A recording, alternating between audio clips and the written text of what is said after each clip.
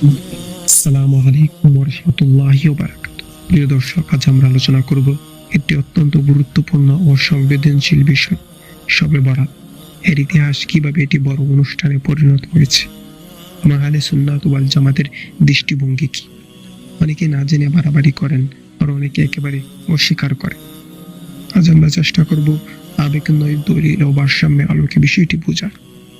শবে বরাত আরবি ভাষায় প্রচলিত লাইলাতুন নিসফি মিন শাবান নামে। কিছু হাদিসে এসেছে এই রাতে আল্লাহ তাআলা বিশেষভাবে বান্দাদের প্রতি দৃষ্টি দেন এবং অনেককে ক্ষমা করেন। এই কারণে আহলে সুন্নাতের অনেক বড় বড় মুহাদ্দিস ও ফকিহ এই রাতের ফজিলত স্বীকার করেছেন। তবে একই সঙ্গে তার এই কথাও বলেছেন, এ রাতের ফজিলত থাকলেও কুরআন, সহিহ হাদিসের দৃষ্টির কোনো বিশেষ নামাজ বা আনুষ্ঠানিক আমলি প্রমাণ নেই। রাসূল সাল্লাল্লাহু আলাইহি ওয়াসাল্লাম, সাহাবায়ে কেরাম রাদিয়াল্লাহু তাআলা আনহু ও তাবেঈদের যুগে শবে বরাতকে আজকের মতো হালুয়া, রুটি বা সম্মিলিত অনুষ্ঠানের মাধ্যমে পালন করা হতো না।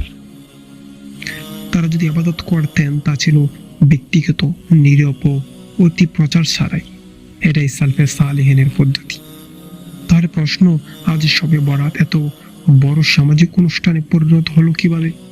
ইতিহাস বলে, শাম অঞ্চলে কিছু সম্মিলিত ইবাদতের রীতি, ফার্সি সংস্কৃতির প্রভাব ও শবে বরাত নামের প্রচলন, মুঘল ও নবাব আমলের রাজকীয় পৃষ্ঠপোষকতা, উপমহাদেশের লোকজন সংস্কৃতি, এই সব মিলিয়ে ধর্মীয় রাতটি ধীরে ধীরে একটি বড় সামাজিক অনুষ্ঠানে পরিণত হয়।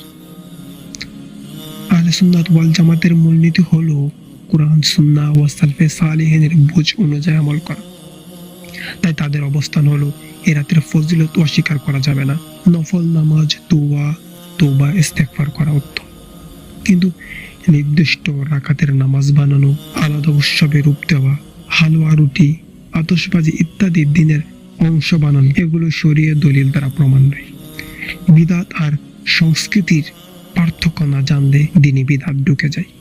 তাহলে এ রাতে আমরা কি করতে পারি?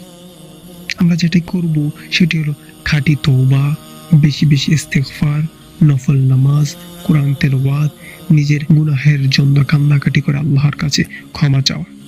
এটাই হলো শবে বরাতের আসল রূহ। জাযাকুমুল্লাহু খাইরান। আসসালামু আলাইকুম ওয়া রাহমাতুল্লাহি ওয়া বারাকাতুহু।